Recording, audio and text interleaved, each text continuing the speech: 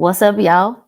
I'm Raffinée, and welcome to another edition of Too Busy, Too Busy, Too Busy Tuesday. Hey, too busy, too busy, too busy Tuesday. Hey, welcome, welcome, welcome. Whether you're watching on YouTube, whether you're watching on Facebook, whether you're listening on the podcast, I'm so grateful to have you here.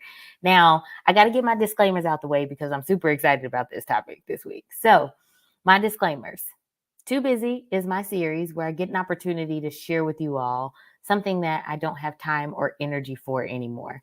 Now, some of these things are hard and fast. They're things that are non negotiables for me. Some of these things, though, are still works in progress. They're things that I have maybe recently decided, you know what, I don't have time or energy for this anymore. And so I'm going to kind of shift what I have been doing. Now, what I like to tell everyone every week is that just because I'm too busy for it does not mean you also have to be too busy for it. So the beautiful thing about all of this is that you get to pick and you get to decide what makes most sense for you. So there may be some things I talk about and I share, and you may be like, yes, Raffinée, I'm with you. I'm also too busy.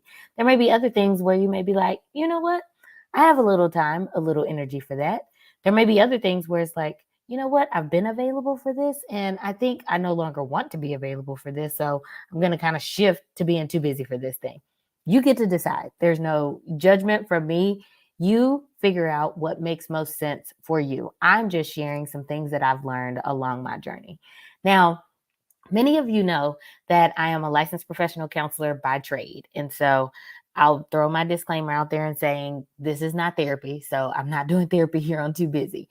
Yet, one of the things I really enjoy talking about in my work as a therapist is emotions and feelings, because I find oftentimes that people can be dismissive or even judgmental of their emotional experience. And one of the things I'm really passionate about is helping people to understand their emotional experience, to be able to put more language and verbiage to the things that they feel and they experience, to be able to understand the purpose that these emotions and feelings are serving and how they are giving you energy for something. Now, I'm not going to get into all of that today, but I did want to kind of set the stage and say that because I find, and I have been guilty of this as well, y'all, that I have been so dismissive and so judgmental of my emotional experience. And now for that, I say I am way too busy. Like, I literally don't have time to be dismissive of my emotional experience, and I don't have time to be judgmental of my emotional experience. And here's why, y'all. Our emotions give us data and information. So I heard this lady say once, her name is Dr. Susan David, I'm sorry. And Susan David said in this video I was watching, she said, emotions are data and not directives. I'll say that again. She said, emotions are data and not directives. And I remember sitting in that room, we were doing a training, and I was like, what? Come on, Susan David. Yes. And I wrote it down. I posted it on my Instagram. Like, I will never forget it. I wrote it down, posted it on my Instagram, and I was like, this is a good word. And I really started at that point to accept this idea of my emotions can be information and data versus being directives or mandates or having to dictate my behavior or my actions. And y'all, that was a game changer for me. Here's why. Because so often I would be walking around and feeling a way, and I wasn't always able to pinpoint the names. I think that really started to evolve as I went to school for counseling and started to learn some more about emotional experience and things like that.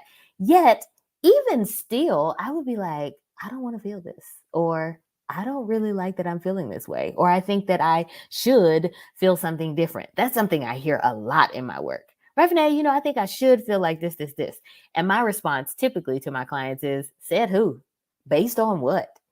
And they look at me sometimes and they be like, I knew you were going to say that. Many of them that have worked with me for a while, because there is this idea that we should feel differently than whatever comes up. And here's what I know. If we really allow ourselves the space and the opportunity to feel whatever it is that we're feeling, to look at that as data and information that our body is trying to signal to us, that our thoughts are trying to signal to us, then we can decide what we want to do with that information. So let's say, for example, I am feeling sad and I'm like, you know what? I don't want to feel sad. Well, one of the questions I ask myself is, okay, what's bringing on sadness for me right now? So, what I know to be true is that sadness is the emotion that signals to me that there's been some kind of loss. Now, that loss is not always in the form of death.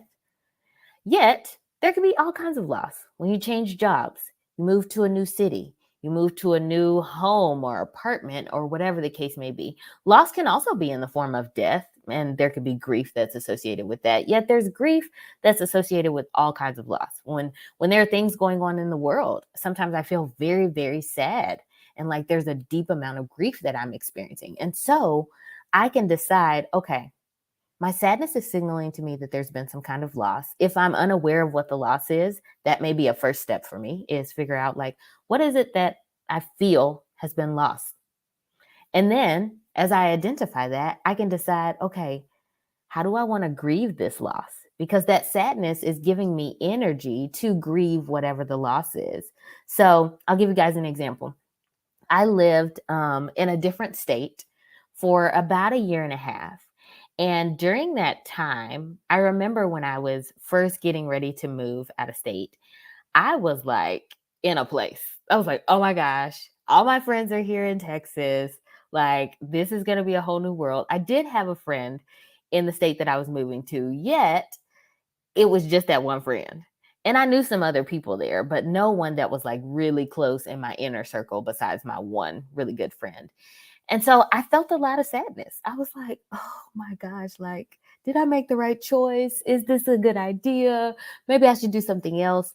And one of the things that really helped me to grieve the loss of moving away from Texas was this activity that was done during my going away party. So my friends had cards out on the table and they let everyone write me a note. And y'all, when I tell you these notes got me through, I think almost the first like month and a half, I probably had about 45 notes or so.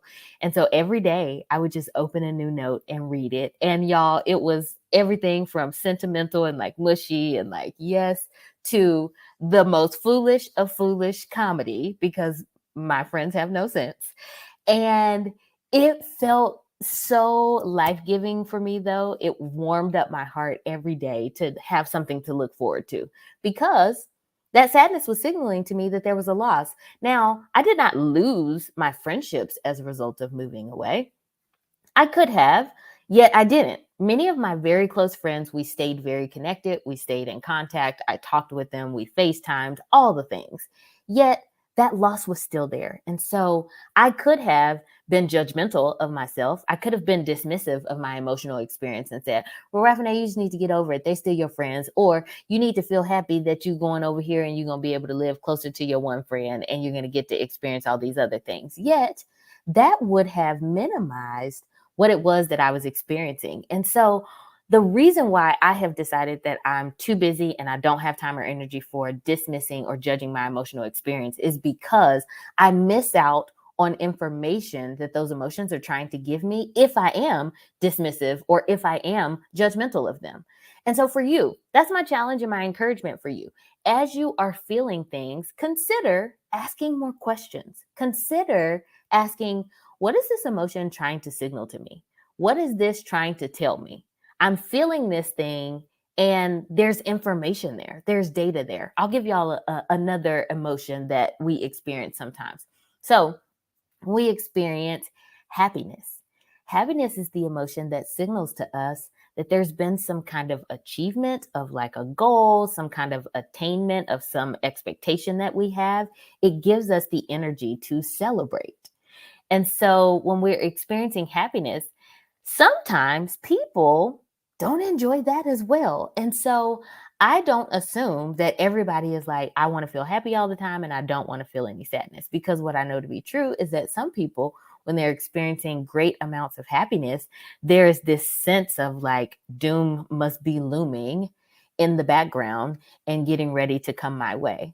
And so for some of us, it's like, yeah, we want to be happy all the time. But for other people, it's like, happiness is just indication that something really bad is about to come. And so again, it's an opportunity to look at that and say, okay, what information or data is this giving me? When I'm experiencing happiness, what have I accomplished? What have I achieved? What kind of expectation have I had of myself or maybe other people that I'm feeling this emotion right now? And it's giving me the energy to celebrate this thing, whatever it is. So here's my challenge for you. The next time that you are feeling away, I want to encourage you to slow down and to ask questions. Like, ask yourself, okay, what brought up this feeling? What information is it trying to signal to me? And what do I want to do with that information? So 3 questions. What brought this feeling on? And that's if you know. Sometimes you may not know. The second question is, what is this trying to signal to me? So what is this emotion saying to me? What does it want me to hear or understand or know? And then the third question is, what do I want to do with that information? And I would love, love, love to hear from y'all in the comments. I would love to hear from you in my DMs if you prefer to do that. And just share with me, like, what is this like for you? Have you found that you've been judgmental or dismissive of your own emotional experience? And is this something that you think, you know what? I want to be a little too busy for that. I want to get the information and data that they may be trying to signal to me. All right, y'all. Until next week, I will see y'all later.